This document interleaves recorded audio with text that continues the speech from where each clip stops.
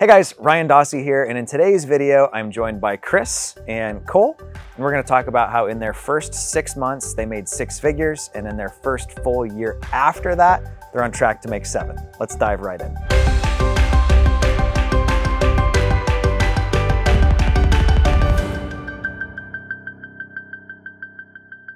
So my name's Cole, and I'm Chris. Yeah. And our area that we serve is Southwest Washington. So it's going to be in the Portland metro area. We're based out of Vancouver, though. Okay, cool. Yeah. So if you could give us just like a little bit of background. You guys started, was it like May of 2020?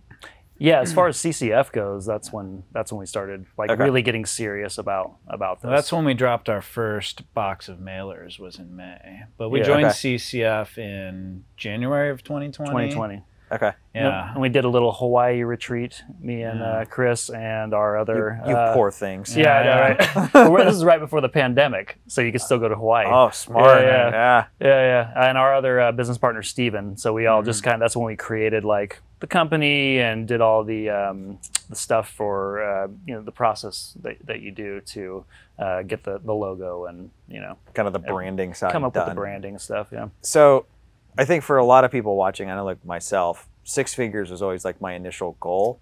I think it's because it sounds cool, but like that was my goal when I got into real estate. I was like, if I could make 6 figures in a year, I'd be thrilled. So you guys did it in like 6 months. Yeah. So what did that look like? Like how much marketing did you do? What kind of deals were those? The first 3 deals we did were wholesales, actually. Okay. We dropped our first box, got some calls.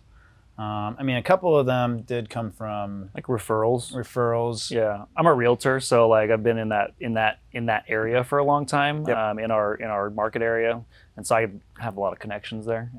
In essence, but so those first 3 did come from, or was it the first 3 or first 2 or 3? 2, and then we were dropping like maybe 1 box a week, so like 500 a week, couple thousand a month for the first 3 or 4 months. But even with those first 3, like prior to CCF, like conceptually, we didn't know like how to wholesale or mechanically how to get that done or how that was possible. Yeah. So without, just with the knowledge of mechanically how to do it, marketing aside, we were able to crank out our first 3. Yeah. So I've got a question for you because I get this question a lot. I'm curious your take on it. I'm a licensed realtor. People are like, wait, you can wholesale and be a realtor? Right. And we kind of talked about this off screen. I mean, it basically comes down to not being a dirt bag, but how do you wholesale as a realtor? Pretty much. So as a realtor, basically I always disclose that I'm a realtor when I'm talking to somebody. We have Chris do all of our marketing because he doesn't have to put the realtor logo on it, but then when people call and they actually talk to me, I tell them I'm a realtor. And then so if a house is in a situation where it's financeable, we're always going to I always offer to give them a breakdown of here's what you can make on the open market and here's what we can offer you cash. You're just trading time and convenience for some equity. And so they know that up front. And so that's how I go about it, and then just let them decide. And that usually diffuses them in the sense of, they're like, well, I can make more money over here. It's like, well, yeah, like we would recommend I told you that. Yeah, we recommend that. And also, if they do decide to go that route of listing on the MLS, then I'll offer like, hey, I could list your house if you'd like me to, and do a full CMA. Just offer that service versus the cash side of things. And do you find with your sellers that they trust you more because you're being that just blunt with them? Yeah, definitely. You can literally hear the change in their voices a lot of times. It just totally, drop the guard a little. Yeah, because they know you're not trying to swindle them or take them. You're just being straight up, lowball them. Here's what it is. Yeah, exactly. And with how things are now, it's like anybody can hop on Zillow or online or call a realtor and be like, hey, what's my house worth approximately? And they know. It's just we find so many people. Way more people than I originally thought it was going to be that actually have financeable homes that are like, nope, we just want out. They've either owned it for 20, 25 years and they bought it for, 1/20th of what it's worth now, and they're just like, yeah, we don't want to deal with a realtor. We can show make it. money and be just done. Okay. Right, or they just they need to move for a job or whatever. There's so many different situations that initially when my mind was locked into like, well, how is this going to work? Then you start hearing people's reasons, and you're like, oh, there's a million reasons why they would want to sell for cash. One of our favorite questions is just the why haven't you listed it? Right. Because it's just kind of like, hey, this might be a better option for you. Like, why haven't you gone that route? And similarly, you can kind of hear them like, oh, well, I don't like realtors, or I had a realtor that told me they'd get me this and then couldn't, or whatever. Right. We normally really only push for the listing if we can't afford to buy it. Like if they owe more than it's worth or something, we'll still go that route of like, why haven't you listed it? But I think that's probably the difference between you and I. You were like agent first, investor second. Right. I was investor first, and then I got licensed because I wanted MLS access. Right. But I think if people do it how you and I are talking about doing it, I mean, we've done hundreds at this point, and people like, I've never had the real estate commission come after me. Right. So exactly. Yeah. And it's just as long as you're transparent. Yeah. And obviously we put everything in our contracts that I'm a licensed realtor, and I'm representing our company myself, not you. Exactly. Yep. Exactly. And so they know that all going in. So I think that's super helpful for anybody who's watching this that is licensed. What's your like roughly? What's the verbiage you put in yours, and then I'll share what mine is. We basically just put Cole Blackburn is a licensed realtor in the state of Washington, and I am doing this via X company. In order to turn a profit, with the intention of turning a profit. Okay. It's that simple, We put that in there. And I asked my attorney, so mine's a little bit more like legal easy. Yeah. But ours is like broker number X holds a financial interest in the purchasing entity of Y. Right. No realtor commissions are due because Ryan has not acted in a fiduciary capacity. And then we have like the consult your advisors clause. Mm-hmm. And then we also have in there that they acknowledge that we are buying their home with the hopes of turning a profit as well. So that just kind of covers us, where they can't come back and be like, wait, you bought my house for this and listed it for that? So exactly. I think that's helpful for people. All right, so back to this first like 100K. Was it 130? 130. Right. Yeah. Excuse, I won't cut you down by no, 30%. You're good. Yeah, give us that 30. On this 130, how many deals was that? You got the 5 deals, I believe. Yeah. Did that include your listing? 3 wholesales and 1 wholesale. No. Yeah, the commission that got paid to our company was like $8,000. Yeah, so it wasn't that huge. Yeah, we paid. So any listings that I get out of it, I pay 20% back to our company. Yeah. Yeah, because our company isn't the brokerage. I don't know. Correct. It's like a consulting fee. We call it at title, and they just send the check. So 5 deals, 130K. I want to get into what those 5 were a little bit, but before we do that, I want to talk about this listing you pulled, because I think a lot of people would have fumbled this. So what happened? What'd you do with it? What'd you make? So this is actually a really interesting situation. So we sent a mailer out to, and I think it went to his warehouse. Yeah, he had his mailing address for his home listed as his business address that he owned. Yeah. And so it went to his. Yeah. So that's why it got on our list, because it showed up as an absentee owner. Yeah, and he calls up and he's like, got one of your mailers, and I don't think you can buy my house for cash because it's a like almost $2 million home. He's like, but I do have some land next door that maybe you guys would be interested. So why don't you just come out and we'll just have a chat or whatever. So we came out and talked to the guy, and he was a really, really interesting fella. He's just an interesting guy. And he ended up towards the end of the chat, we built some rapport. And then he's like, yeah, I'm thinking about going with a Redfin agent, because it's only like 1% to list. And I was like, well, do you want, Redfin quality like to represent you? You get what you pay for. It's like a $2 million house. Yeah, I was like award-winning architecture. Yeah. All the whole, We're like, you obviously make a lot of money, so you get what you pay for. And he's like, that's a good point, and just, sold him gently. And he called like a week later and was like, yeah, I think we're ready to list this. So, and he ended up listing that with the other piece of property combined into one listing. So what'd you sell it for? I think we started at 1.8 million as a listing, and we ended up. It took a little while. Actually, I ended up pulling this one off like, by the skin of my teeth. Yep. So we ended up getting 1.6 for it, but it was like literally like a week. We got the offer and signed it like a week before the listing was expired. Yeah. Yeah. So. Okay. Yeah. So what's commission on that? Like. It was about 40K.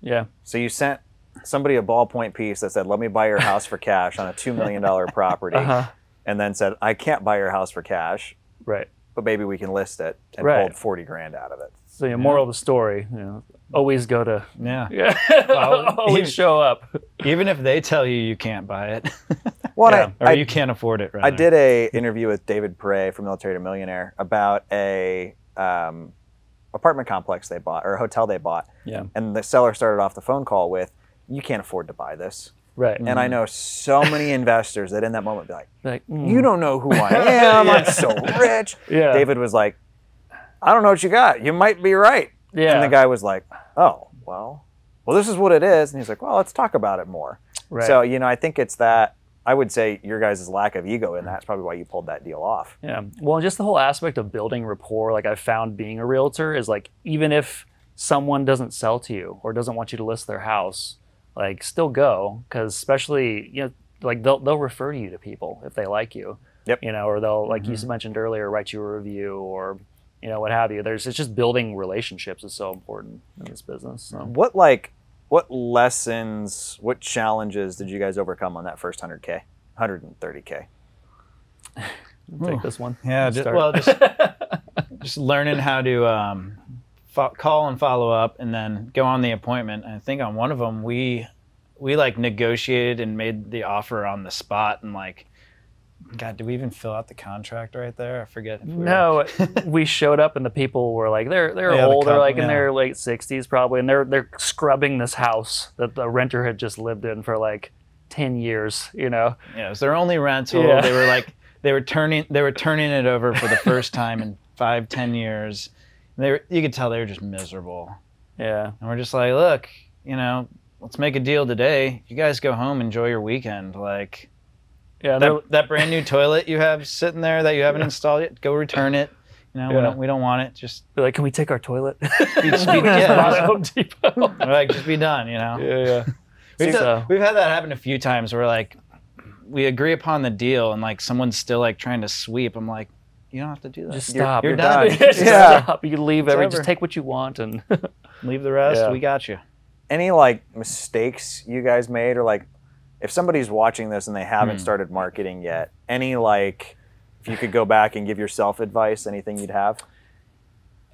I would say the big one is like keeping up on your CRM, and follow-ups are massive. Just like there was a guy that he was probably in our CRM for at least 3, maybe 4 months, and we had sent him a letter and he had called in, and we just got busy, and just, we were kind of, we weren't very organized. We weren't particularly organized at first. Yeah. And maybe then we prejudged it a little bit. Yeah, it was like a little cabin. We're so guilty of that too. Yeah, exactly. Yeah, so in the beginning we were definitely guilty of that. And he ended up selling us his cabin for, a lot less than what it was worth. We made $50K on that. And he also hooked us up with one of his family members who needed to get out of a 5-plex that we got for like 150 grand under market. So, takeaway from anybody watching this, just because you've let something sit for 3 or 4 months and haven't worked it, doesn't mean that opportunity is dead. 100%. Ideally, don't let your stuff sit for 4 or 5 months, but I think that's huge, because a lot of people think like, oh, I had somebody out the other day that I was walking through their CRM with them, and they're like, well, I haven't called that one for 3 months, so we'll mark that as dead. And I'm like, no. Call them and see if they've still got it. Don't mark it dead until you call them and for sure know that there's nothing there, Something that you're better at, that I'm getting better at, is like coming in, because like in my mind, I think this is from being a realtor. Is like lowballing people too much. You know what I mean? And like wanting, just like, there's no way they're going to take that. And there's half the time they do. And he's better at coming in like well, you got to come in low, so you got somewhere to go. You got to, if you're going to, you can't come down. Yeah, I mean, if you come out at your top, you don't have any reason to call them back. Right. You know, hey, I reran my numbers and I'm still at what I was at. You know, it's really hard to lower your offer after you've made an They don't like offer. that in my experience. You gotta have some ammo from like an inspection. Even if you do, they don't love it. Yeah. Very cool. So that was like the first 6 figures. Let's talk this year now, because we're towards the end of 2021. You guys are on pace for, would you say, 1.3 million? Yep. So what does that look like? What have you guys done this year? Spent a lot more on marketing. Yeah. Funny how that works. Yeah, right. Yeah. Spend more, you get more.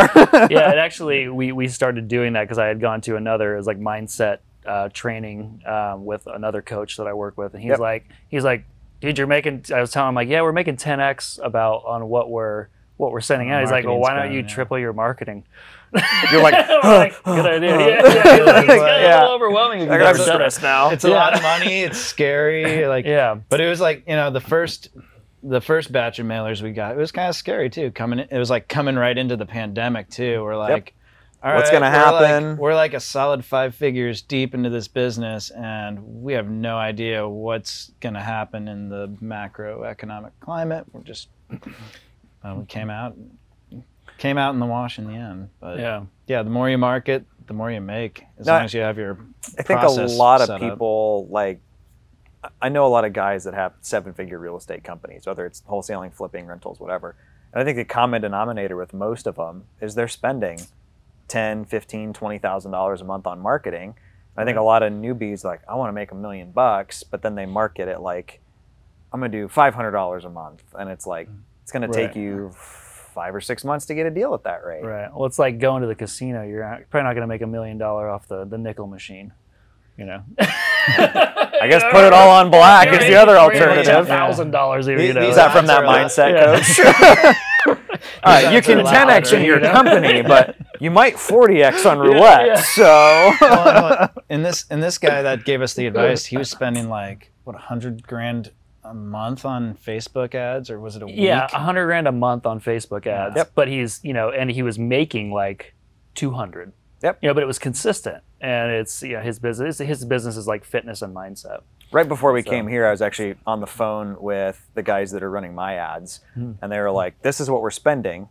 Can we spend more?" I was like, "As far as I'm concerned, if there's a return on it, I'll give you guys whatever you want." Right. But I wasn't always that way. Like I remember, you know, I find we get like comfortable with levels.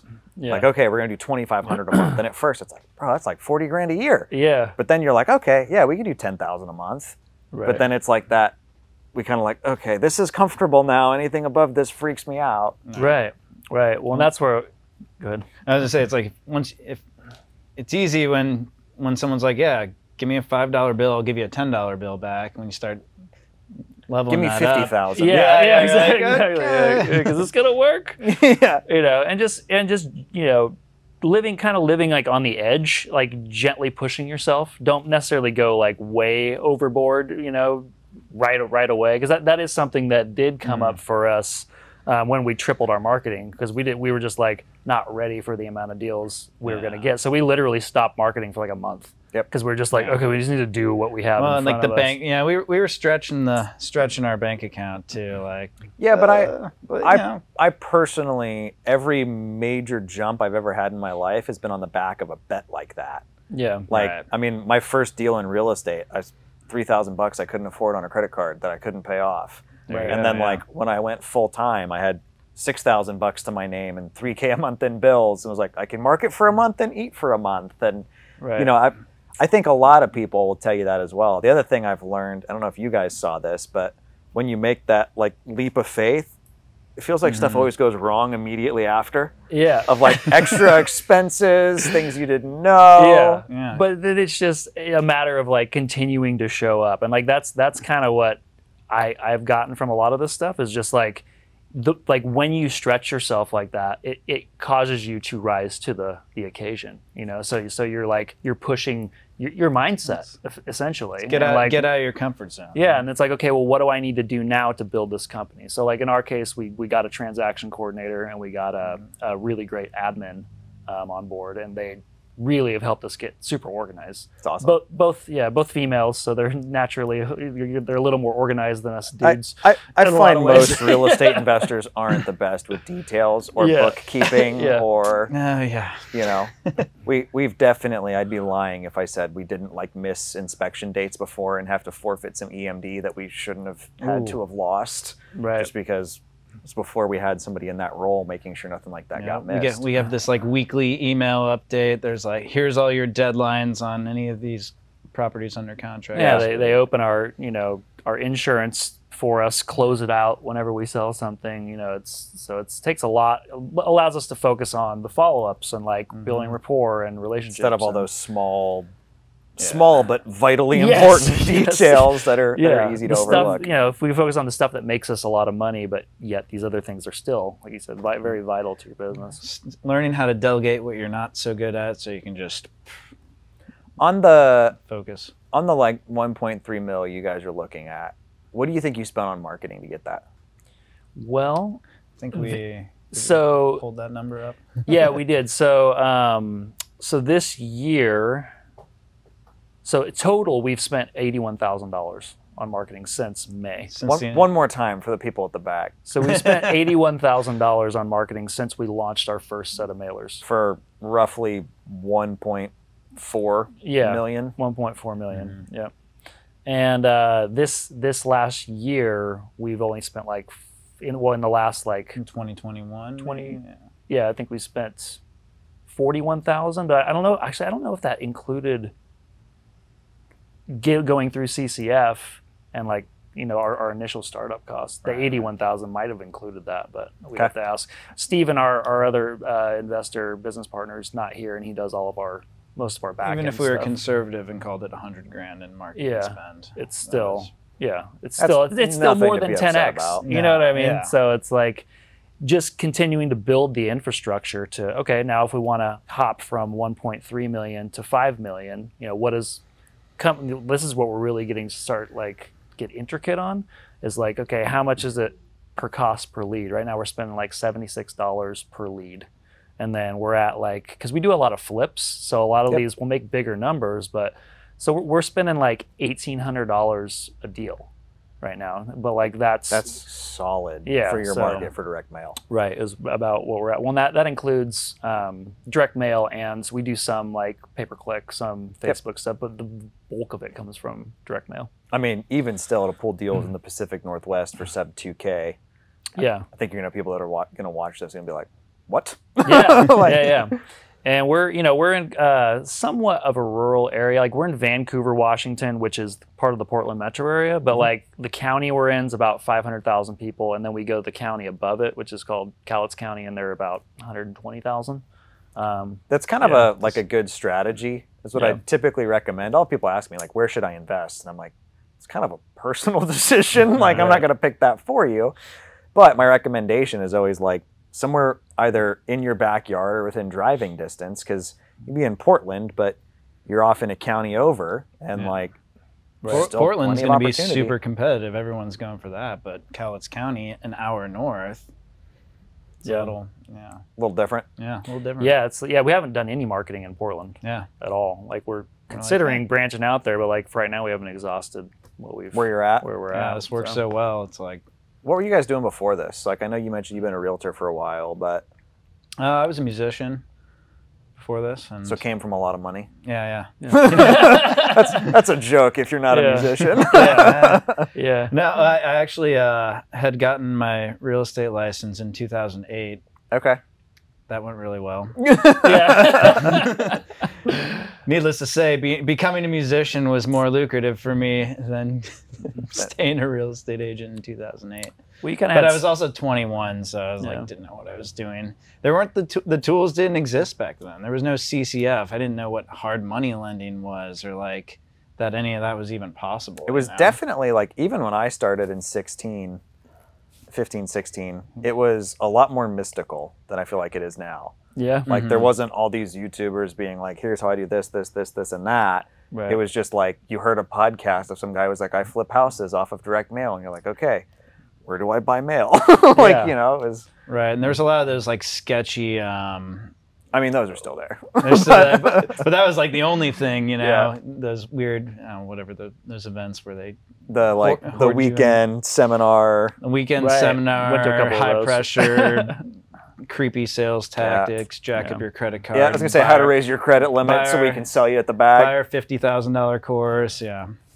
we met through a mutual friend in the music scene, actually. Oh, cool. Yeah, and then like about a year after we started hanging out here and there. We actually ended up at one of those things. What? Oh yeah, we ended up at like a Tony Robbins, Gary Vaynerchuk, It was branded as a Tony Robbins weekend event, and then it turned into one of those little. Nice, gotcha. A little bait and switch on that one. Yeah. But we met. That's when we met. And we're like, hey, we're both into this kind of stuff. And And we had a little money saved, so we did one flip house off the MLS that we found, and then we did I had done a couple with family members prior to that, just sporadically, and then we did a couple more. I think the next 2 or 3 more the next year. We did 1 the first year, 2 the second year, and then we met our other partner Steve, and I actually met him at our chiropractor's at my chiropractor's office. He overheard me talking about real estate to the chiropractor, and he's like, "Hey, I've been listening to Bigger Pockets, and I've been really wanting to get into this stuff. Would you mentor me?" And I was like, "Sure." So I was like, "Go get your real estate license." I want to see how serious he was. Yeah. Because most people I tell go get your real estate license, they never do it. I get people go read this book and come back to me, and then they just never come back. So he did it in 2 months, awesome. Really fast, and came back, and then we had another deal coming up, so we're like, hey, do you want to get your beak wet? And he put in some money with us on a deal, and we did that one deal, and then we joined CCF. He actually was the one that because I had heard about you through Bigger Pockets, and then he is the one that called you initially. I was like, hey, we got a call with Ryan Dossey today, and we're like, oh, okay. So we'll let him pitch us. We'll see. Whatever. See if he's maybe legit. it'll be mildly helpful for us. Right. Might change our lives. Yeah, exactly. So as we kind of touched on, you guys didn't really come from money. No, didn't start out with a small loan of $1 million from your dad or anything like that. Mm-mm. So how have you funded flips and stuff like that? You mentioned hard money, private money. Well, at first, I had saved up some money. We were just working off savings on our first deal, and I had a friend who had some money, and he lent us about half for the acquisition on that, and we paid him an interest. And we paid. Yeah, it was like a hard money or private money loan from a friend kind of thing. Okay. And that was before we knew about it. People who lent money for these kinds of things as professionals. Plus, it was our first deal, so usually with some of these hard money lenders, you gotta have a little bit of a track record going. So we built a track record of deals kind of with our own money and a little help from some friends, and then we got into private money, which the first deal we did with private money, we paid a pretty penny. The points. What'd they get you for? 12% interest. 12% plus 2 points or something like that. Okay. And then going into the pandemic. 20% down. We did 20% down. 20% down. And then going into the pandemic, they wanted us to prepay 6 months of interest at closing. Yeah. Because of the foreclosure moratorium stuff. Yeah. They're like, you could just walk away and not have to do anything. So that was wild. But a great story from our mailers, we got our best deal on private money. This guy got one of our mailers, calls us up. He's like, hey, I don't want to sell you any of my properties, but you guys look legit. You look like you know what you're doing. I'll lend you guys money. Let's start with a property. We started with $100,000 loan or something like that. And now he's got $1 million with us. It's awesome. What rate, if you don't mind me asking? 9%. Yeah. We kick him a bonus if we do really well on a deal, but there's no points, no fees. Just hey. Yeah, it's like text message money is what I call it. Yeah, it's pretty low key. Here's the details. Here's the address. Here's do you want it? Same note, deed of trust every time. Yep. And he's like, yep. Well, very same way we do it. They've got their note and mortgage or deed of trust depending on the state. But it's not this here's comps and an appraisal. It's like borrowing money from a friend, even if you met them through real estate, through money. Right. We've FaceTimed with him once. I never met him in person. Yeah. Yep. He lives in Hawaii. Yeah. One of my regular guys lives in LA and came out to meet me after he funded like 3 or 4 deals. But he's followed me here. I mean, I'll just be like, I've got this. And he's like, either has it or doesn't have it. But it's that like text message level. Hey, I've got one, if you've got an appetite for it. So on roughly $100,000 or less of marketing, 1.4 million and another $1 million in private money is not too shabby. No. Well, we've had friends too, a few different, like since we've gotten more developed and done more deals that have been like, hey, I'll loan you $50,000, I'll loan you $150,000, so we've got a couple little kind of like more like credit lines. Yeah. They give us. It's just revolving, they're like, as long as we're using it, That's awesome. Yeah. So let's talk the mindset side a little bit, because you guys touched on it. Like, where were you at when you got your first order of mail and hadn't sent it out yet? Well, I mean, this was like right after lockdowns and the pandemic. So, I mean, like April. Yeah, it was 2020. We're just kind of like, I hope this works. Yeah. We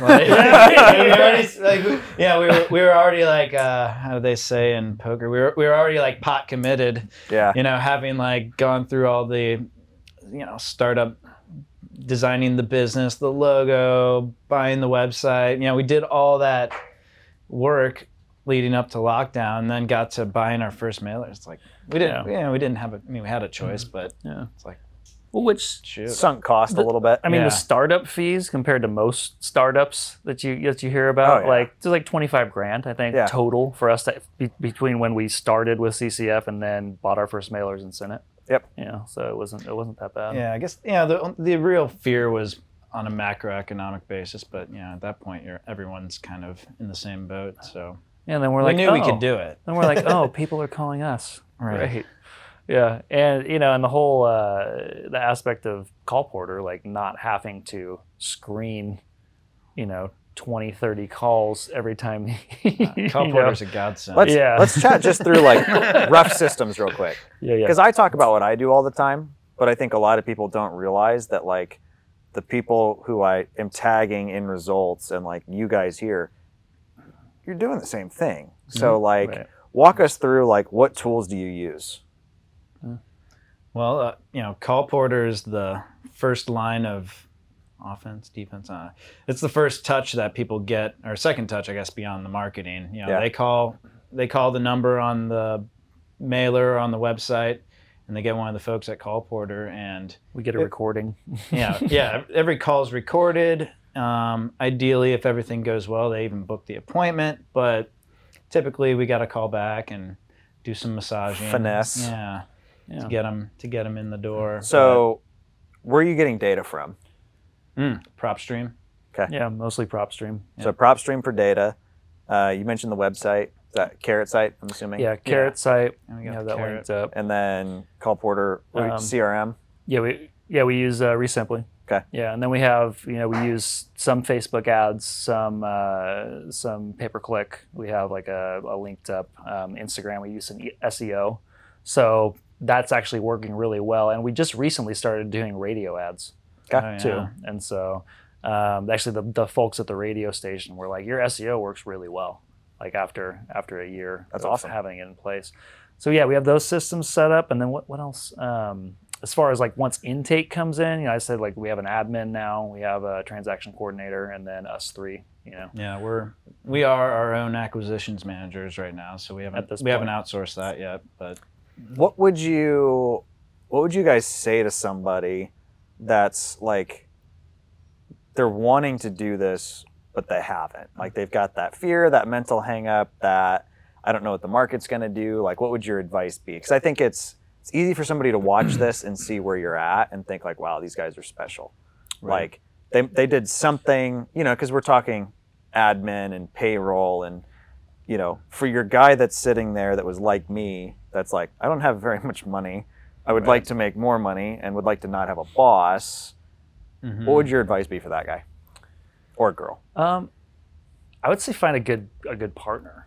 You know what I mean? Like that was kind of like something that's really been essential to us is like we were all, him and I have different skill sets, and same with Steven, our other business partner. Yeah, find a good partner. I mean, look at what you're doing right now, and like, is that working? Is it getting you where you want to be? And it's like, take advice. Take advice from the people that are doing it. Yeah. Also push Don't yourself. be afraid to ask either. Ask for advice. Yeah. Like just take a look at your budget and your situation and be like, okay, what is the most effective thing I can be doing? Yep. And then go do that one or two things. Don't try and scatter yourself too much because it'll suck your energy in too many different directions. So I've got a partnership question for you guys, because I've had partnerships that have gone well and I've had partnerships that have not. So I always tell people that a partnership is more like a marriage than like a business relationship, and that you've got to just be super blunt with each other. Yeah. Like, hey, you're dropping the ball, or like, hey, I'm starting to get upset because I'm running all the appointments because you keep dropping. Like, have you guys found that? Like, you've got to be pretty open with each other? Yeah, I mean, we're very open with each other, and I don't think we've gotten to a, hey, you're not doing enough kind of or back and forth. But anytime any of that sort of stuff like even starts to creep up, we just like hit it quick. You don't let it build up tension. Like if I've got something to say or he's got something to say, we just get it off your chest early, so that it doesn't become this big thing, looming over you. Yeah. And it's more of like we need to be doing this. It's not like you or there's no finger pointing. You get into finger pointing and you're screwed. Right. Well, and then another one of our favorite quotes from this billionaire tech investor, Naval Ravikant. Naval, yeah, he's always like, if you wouldn't work with somebody for life, don't work with them for a day. And so like that was a great quote. Yeah. So we were good friends before we were business partners too. Yeah. So, and just so much of it is just getting in the headspace of this is what I want to do, because I mean it's really just like deciding. It's not like I said, don't scatter yourself too much. Just like, I'm gonna do this and I'm gonna figure it out, and then like life tends to open up and opportunities come. You meet the right person. Like stuff sort of starts to fall into place when you put your focus on it. So, I think deciding that it's what you want is like, with me, it took me a while to make money. Like you guys did in 6 months, what took me probably 2.5 years. Right. But with me back then, I was like, okay, I'm going to do credit card processing. I'm going to do real estate wholesaling. I'm going to do cold calling. I was split between all this stuff. And looking back, I can be honest and say that like my fear was if I made real estate my main thing and it didn't work out, that then like I would have failed. But if my wholesaling business didn't work out, well, that's fine. I've got 4 other things going. That wasn't my main thing anyway. Right. And I see that a lot with new investors where it's like they're pushing credit repair and like wholesaling used diabetic test strips or whatever. And then like, e-com and crypto and like also real estate. And I think a lot of people don't realize like multiple income streams are great, but to start you have to make money in one thing before you then go and diversify. Being very focused until you get to a certain point is a great idea. Awesome. Right, just not giving up. Like if it's what you really want, like, maybe at a certain point you're like, you realize this isn't for me. But I mean, until that moment comes, like just keep going. I mean, a lot of it for me has been getting comfortable with, can I accept the worst case scenario? My mind still goes through like, what if I lose it all? And it's like, well, I've, had no money before, so like it wasn't that bad. I just met a guy on the car rally I did who just in passing, we were talking real estate, and he was like, yeah, we retired. And then 2008 hit, and we lost everything. He goes, and I just looked at my wife, and I said, we did it once, let's just do it again. Right. Yeah. And they've now re-retired a couple years later. Right. So I think much of it's the great mindset, just like having a skill set, a mindset of abundance, and I'm just being like, I know I can do this. I know how to do this. So I would say that's the determining factor. Like when I meet somebody and they're like, hey, I think I want to join CCF or I want to do this. Like that's what I'm looking for. Do they believe in themselves? Are they sold out on it? And like, is there going to be some resilience here? Right. I don't work with people that are the dabble. Like, right. Yeah, I'll try it. I'm like, it's like, dude, it's not a side hustle. Yeah, I mean, don't get me wrong. Like, you can side hustle it, but it's going to take you a long time, like it did me, most likely. I mean, we got lucky right out the gate. We made 10 grand back on 2,500. Right. But like, I don't think that happens for a lot of people. It's not necessarily a 30-day cash out to cash back in. Right. Where was kind of the moment or the period of time where that shift happened for you? Like where you're like, I'm going to take this serious now and blow it up. It's very similar to what you guys talked about between going from 6 figures to 7 figures. I had what I've been doing is clearly not working. Right. And this is the fastest way that I know with my skill set to make money. Buying properties at a discount, selling them at a markup, right? Buy low, sell high. And I had a business coach. We had a weekly standing call, and it was like literally that was the conversation every week. What did you do to make sure you're going to get paid 30, 60, 90 days from now? And similar to you guys, I went from like, let me do 2,500 pieces of mail a month. So let me do 10,000 pieces of mail a month. Right. To, I went from working with a couple buyers to I'm going to work with a lot of people. That way, if I know one of the things I've learned, you can have 500 people tell you a property is a horrible deal, and one other person will find it and be like, "Oh my gosh, I love this. I'll pay you your asking price." We've had that happen. You're like, okay, but like it only takes that one person. So very similar. I mean, I think I had the realization, I had a safety net that I don't think a lot of people had. It didn't come from money, but my in-laws told my wife and I when I got married, like, if you guys ever need help, we'll help you, whatever that looks like. And I took that as like, they're not going to let their little girl starve. So I'm just gonna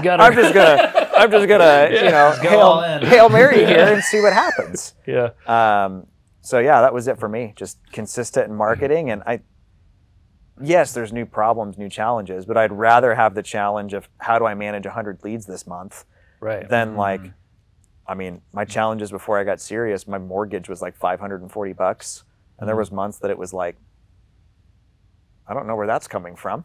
Right. You figure it out. Yeah. Once you're there, it's just like, that causes you to expand, essentially, like your mindset, your everything. I'm one of those sick people that I think I do better when my back's against a wall. My current business coach, my current business coach limits how much money I'm allowed to hold on to. So it'll be like, okay, no, you're going to go put this into something, because otherwise I'm like, oh, I'm good. Like I'm comfy, but he knows if it's below a certain threshold, I'm going to be out there like, all right, what do we got to do? Right. So how do you push yourself outside the comfort bubble? Yep. But not like so far beyond where you're currently at. Don't make bad financial decisions. Going from A to Z is probably not a good choice, but going from A, B, C to D is you can actually do it a lot faster than you think. Yeah, absolutely. Yeah. So for me, whenever anybody wants to partner with me on anything, I look for like enthusiasm and does this person want to be here?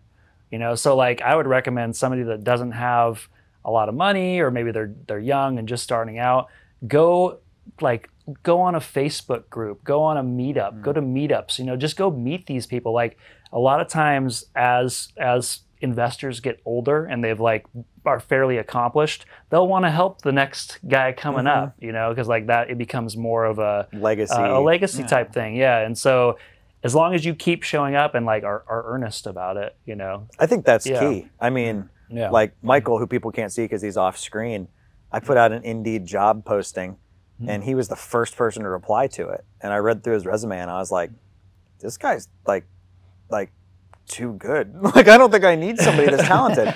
So he hit me up and was like, hey, I'm super interested. And I just didn't reply to him. And then he emailed me a couple times, and then he hit me up on Instagram and then Facebook. And he was like, just call me. And I called him and I was like, I think I'd get along well with this guy. Right. It's very much that trying to feel each other out.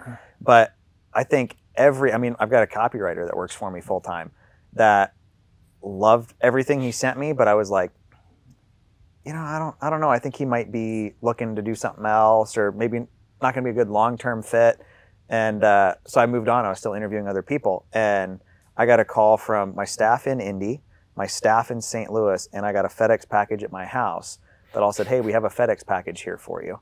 So I open it. The guy had written a book and shipped it to every address he found when he skip traced me with a long copy sales letter that said, I'd be an idiot to not work for you.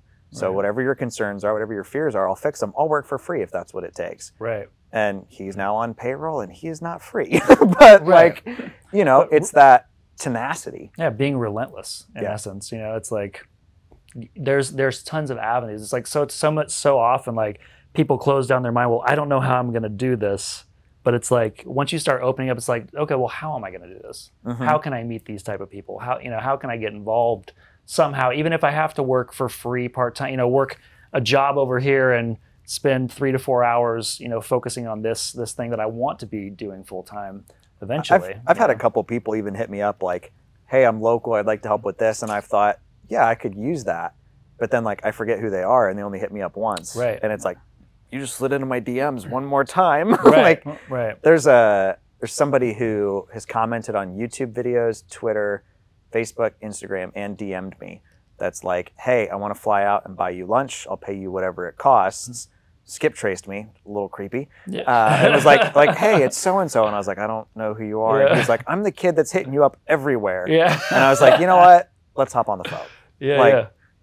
Persistence won't go unnoticed in these kinds of cases. It might not be appreciated, but it won't go unnoticed, right? There's a tactful, I think a lot of times people are afraid that they're going to just annoy somebody. And maybe it's like, there's sometimes where it's like, if you annoy me enough, I'll just be like, fine. And then it turns into, a lot of times it'll turn into a great thing. Like I mentioned earlier with our partner, Steven, I was like, go get your real estate license and then come back and talk to me. And he was probably the only person who actually did that out of the 20 people who have asked me. I was going to say, and I bet you had a few other people ask what they needed to do. Over the last 10 years or whatever, it's like, not many people setting up barriers for people to cross to sort of prove how serious they are.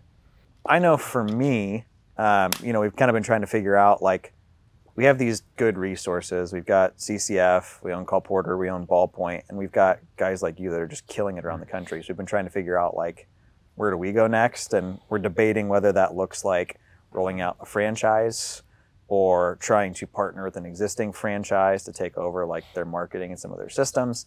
But I think the direction we're really leaning for us is more like a fund. We're really good at finding deals and buying them at a discount. I notice I'm in the same neighborhoods as hedge funds. I'm just paying 30 grand less. And it's like, if they're making money buying stuff 20% higher than I am, what would it look like if we were backed by a lot of capital buying stuff at deep discounts? What about you guys? We're not quite there yet, but we're kind of at this precipice of scaling it up to doing, like, we have like 6 properties under renovation right now, another 6 under contract. Just managing scale for us is the next biggest challenge. I think we've talked about getting into multifamily, larger scale multifamily. Yeah, doing more holds, and more we're not wholesales, enough. And more wholesales. So like my personal goal for our company, for me, was to do 40 holds. 40 holds in the next 12 months, and then the following year do 100. Okay. And then by the time we're 40, I don't know, maybe 1,000. We're both 35. Okay. So that, like, as far as the hold part goes, that's kind of what it looks like. But a lot of also making this completely remote for us. Yeah. Being able to be anywhere in the world and still run the business. Like, if all 3 of us want to leave, we don't have to, like, live in where you're at. Yeah. Like the video you had done with the fellow that was living in Tulum a long time ago. Chris. Yeah. Something similar to a setup like that. Okay. Just more freedom of movement. Yeah. We like doing what we do on Pacific a daily basis, Northwest winters are little slushy, less than desirable. Yeah. No, I mean, I think the big key I've noticed for that is just it all comes down to people and culture. Right. Like, I couldn't do what I do right now if it wasn't for Noah, who works for me. That's like our boots on the ground. He's I'm never leaving Indiana. I love it here. My family's here. I was your, like, get me out of this place. Yeah. Right. So I knew from day one, like, that's kind of something that I was looking for. Yeah. And I think for you guys, it's similar. Like, having an admin is great, but you kind of have to have that. Maybe it's her, maybe it's somebody else, but that, like, person that's cool with running, like, the day-to-day. Right. And whether they're just well compensated, a partner or whatever, I mean, that's stuff you figure out. But I think that's like the key. And it's been great for me. I mean, I've lived in San Diego, I've lived in Florida. If my wife got orders to go overseas tomorrow, like, my financials probably wouldn't change that much. I'd just be doing Zoom calls in the middle of the night instead of during the day. The time zone thing would make it shrink. Yeah, I do think it's really important to like write down, you know, at least some general goals, you know, like for a year out, 2 years out, 3 years, 5 years, just, you know, and obviously those can change as you move forward, but just to get on track with like, okay, what do I need to do to get here? Like if I want to buy and hold 40 houses and wholesale and flip 50 houses in the next year, how many phone calls do I have to make? How many leads do we have to get? How much money do I have to spend on marketing, like conservatively, to make that happen? How many mailers do we have to who do I have to hire to like help that extra load come in, you know? So just getting really specific about No, I mean, I think that's huge. I mean, I even struggle with that at times of just like, you know, I mean, shoot, where we're sitting, I had the goal of like, I want a warehouse that I can set up a studio in, that I can park my car in. I want a float tank, a cold plunge. I want it climate controlled. And then it's like, okay, it's here. Now what? Right? There's always the next thing. You know, you gotta write down something else and then reverse engineer it, essentially. Yeah, absolutely. Yeah, I think a lot of people have like wishes, or it's not even a wish. It's like an inclining of like, I wish things were better, not what does better look like.